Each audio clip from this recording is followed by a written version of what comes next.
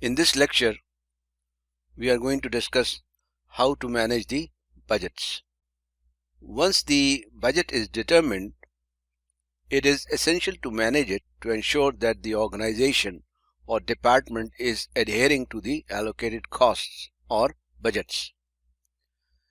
Sometimes things may happen that could cause necessary changes to the budget. In any case, knowing how to monitor the budget and make approved changes is essential in managing the budget.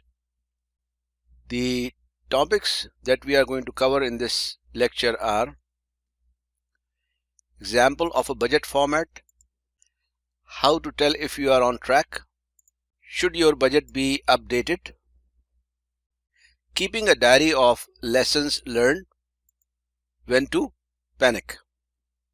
Let us first see an example of a budget format